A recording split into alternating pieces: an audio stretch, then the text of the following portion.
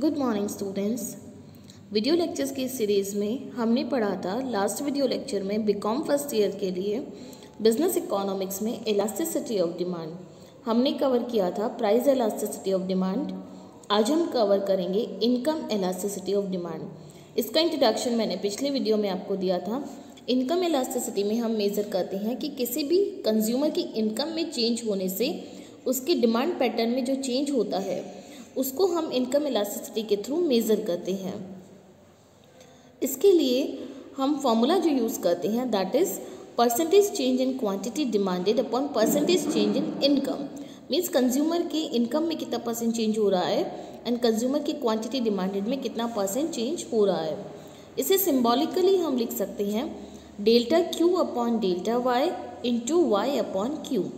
यहाँ पे E Y का अर्थ है elasticity of demand, means income elasticity of demand. Original quantity demanded is Q, delta Q is change in quantity demanded, Y is original consumers income, consumer की original income कितनी है, एंड delta Y is consumer की income में change कितना हो रहा है, change in consumers income. Here it is an example. Suppose that the initial income of a person is rupees 2000 and quantity demanded for the commodity by him is 20 units.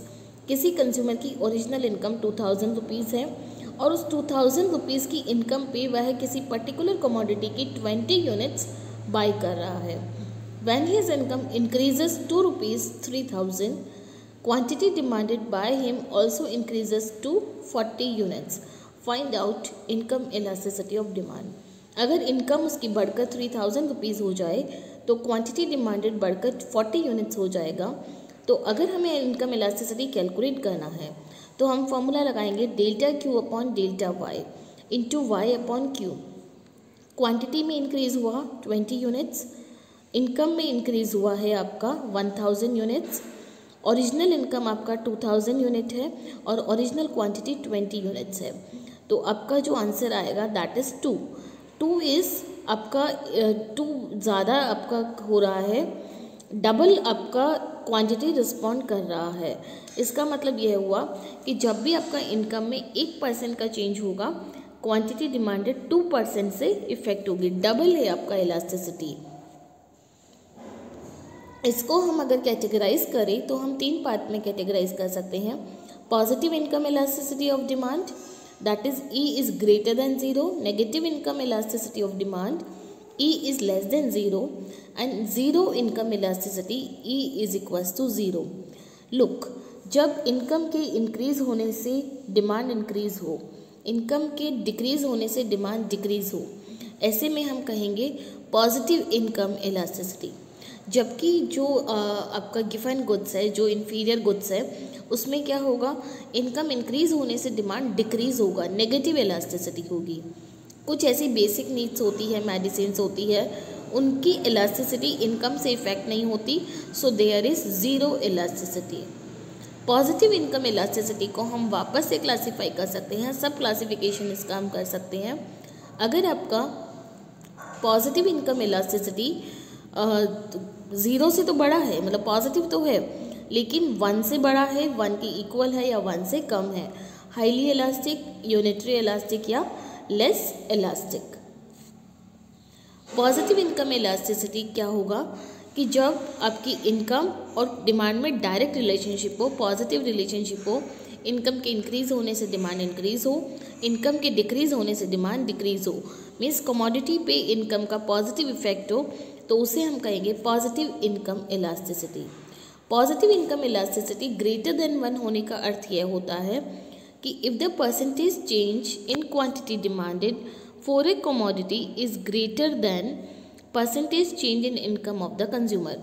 Consumer की income suppose 20% से increase हुई, income 20% से बढ़ी तो consumer की demand 25%, 30%, 40% से बढ़ गई, मतलब इनकम के कंपैरिजन में डिमांड ज़्यादा इलास्टिक अगर है तो हम कहेंगे ग्रेटर देन 1। सपोज इनकम 3% से इंक्रीज हुआ, demand rises by 7%, it is case of income elasticity greater than 1। यहाँ पे क्वांटिटी डिमांडेड को आप एक्स एक्सिस पे, इनकम को अगर वाई एक्सिस पे दिखाएंगे तो जो आपका इनकम कर्व बनेगा, पहली बात तो वह अपवर्ड स्लोपिंग कर्व बनेगा, और दूसरी बात यह है कि इसका जो स्लोप है वो एक फ्लैटर कर्व जैसा होगा, स्लोप बहुत कम होगा, इलास्टिसिटी ज़्यादा होगी। सेकंड केस आता है जिसमें आपका इनकम इलास्टिसिटी पॉजिटिव है और इक्वल्स टू 1 है। इसका अर्थ यह हुआ कि जितना परसेंट चेंज इनकम में होगा उतना ही परसेंट चेंज कंज्यूमर की डिमांड में होगा। सपोज इनकम 5% से इंक्रीज़ हो रही है तो डिमांड भी 5% से ही इंक्रीज़ होगी। यहाँ पे जो आपका इनकम डिमांड कर्व बनेगा वह इस तरह से बनेगा कि अगर आप उसको पीछे बढ़ाएंगे तो वह वाई एक्सिस को शूट करेगा, वाई एक्सिस को पीछे टच करेगा। यह कर्व न बहुत ज़्यादा फ्लैटर होगा न बहुत ज़्यादा स्टीपर होगा, स्लोप भी इक्वल टू 1 और इसकी इलास्टिसिटी भी इक्वल टू 1 होगी। नेक्स्ट आता है जब आपका income elasticity is less than unity. If the percentage change in quantity demanded for a commodity is less than percentage change in income of a consumer, it is said to be income greater than unity। यहाँ पे income elasticity unity से कम कब यहाँ पे यह misprint है, it is said to be income elasticity less than unity. देखिए जब कंज्यूमर की क्वांटिटी डिमांडेड में चेंज कम हो रहा है, इनकम में चेंज ज़्यादा हो रहा है, सपोज़ किसी कंज्यूमर की इनकम 5% इंक्रीज़ हुई तो बदले में डिमांड सिर्फ 3% से इंक्रीज़ हुई, so it is case of elasticity less than unity. अगर आप वाई एक्सिस पे इनकम और एक्स एक्सिस पे क्वांटिटी डिमांडेड दिखाते हैं तो देखिए यहाँ पे Q से Q1 में चेंज कम है, P से Y से Y1 में चेंज ज़्यादा है।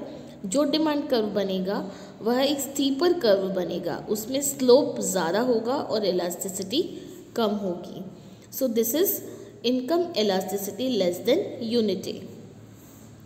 अब आता है सेकंड केस जिसमें negative income elasticity of demand होगा। मीन्स इलास्टिसिटी की वैल्यू जो है वो नेगेटिव होगी। मीन्स जब कंज्यूमर की इनकम इंक्रीज़ हो रही है तो क्वांटिटी डिमांडेड डिक्रीज़ होगा, और कंज्यूमर की इनकम डिक्रीज़ होने से क्वांटिटी इंक्रीज़ होगा। मीन्स ऑपोजिट रिलेशन होगा, इनकम का नेगेटिव इफेक्ट होगा।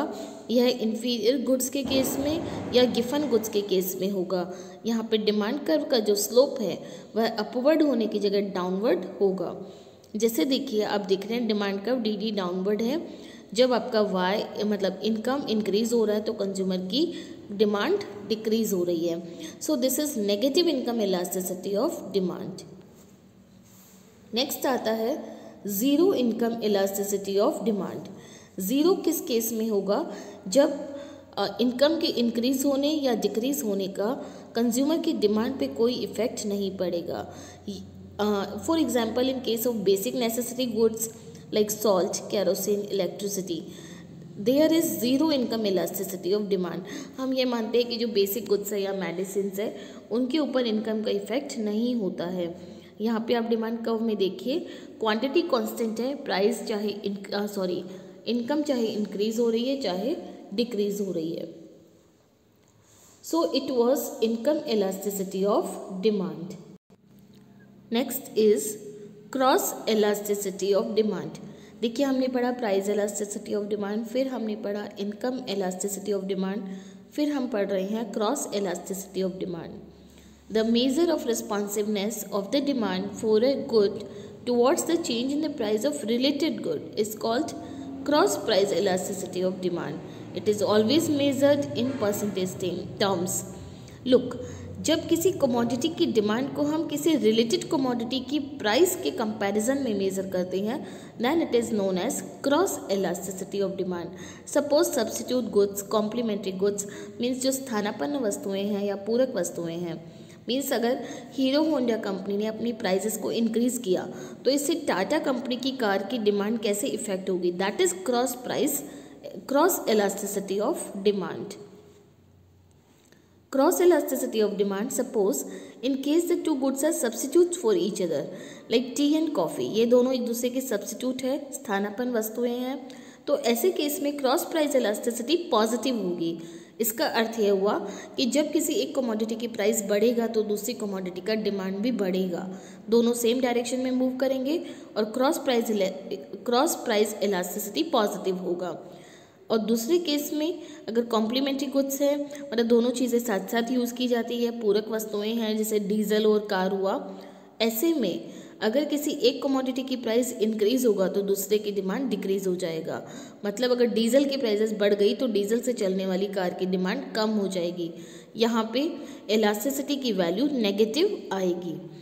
इसको हम कैसे फॉर्मूला से मेजर कर सकते हैं? Proportionate change in quantity demanded of Y, Y की क्वांटिटी में कितना परसेंट चेंज हो रहा है, divide by proportionate change in price of X. X commodity का प्राइस लेना है, वाई कमोडिटी की डिमांड लेना है। अब जो एक्स कमोडिटी है वो सब्स्टिट्यूट भी हो सकती है, कॉम्प्लीमेंट्री भी हो सकती है। Cross elasticity of demand is the proportional change in the quantity of X good demanded resulting from given relative change in the price of related good Y। Y यहाँ पे X या Y आप कुछ भी अज्यूम कर सकते हैं। तो अगर आप X की डिमांड एनालाइज कर रहे हैं तो Y में प्राइस चेंज होने का X की डिमांड पे क्या इफेक्ट होगा। The cross elasticity of demand is measure of the responsiveness of purchase of Y to change in price of X। तो यह सेम वही चीज़ है, आप एक्स या वाई कुछ भी अज्यूम कर सकते हैं। अगर टी और कॉफ़ी जैसे सब्स्टिट्यूट गुड्स है, क्रॉस प्राइस इलास्टिसिटी पॉजिटिव होगी, और अगर दो कॉम्प्लीमेंट्री गुड्स है जैसे कि इंक और पेन, तो ऐसे में क्रॉस प्राइस इलास्टिसिटी नेगेटिव होगी। जैसे कि देखिए गूगल, याहू, यह दोनों क्या है? सब्स्टिट्यूट गुड्स है, जबकि कार और डीजल ये दोनों क्या है? कॉम्प्लीमेंट्री गुड्स है। क्रॉस इलास्टिसिटी जैसे कि हमने पढ़ा पॉजिटिव, नेगेटिव या ज़ीरो हो सकती है। Substitute goods positive, complementary goods negative, no relation zero. जैसे कि हम वापस से एक एग्जांपल पे आते हैं, टी एंड कॉफ़ी। टी की प्राइस इंक्रीज हुई, कॉफ़ी की डिमांड भी इंक्रीज हुई, तो यह हो गया आपका पॉजिटिव क्रॉस इलास्टिसिटी। ऐसे में डिमांड कर्व बनेगा upward sloping. Next is negative cross elasticity. Suppose किसी एक कमोडिटी का प्राइस जो है वो इंक्रीज हुआ, दूसरी कमोडिटी की डिमांड फॉल हो गई, डिमांड कर्व बनेगा डाउनवर्ड स्लोपिंग। डी डी यहाँ पे देखिए डाउनवर्ड स्लोपिंग कर्व है क्योंकि यह कॉम्प्लीमेंट्री गुड्स है। ज़ीरो किस केस में होगा?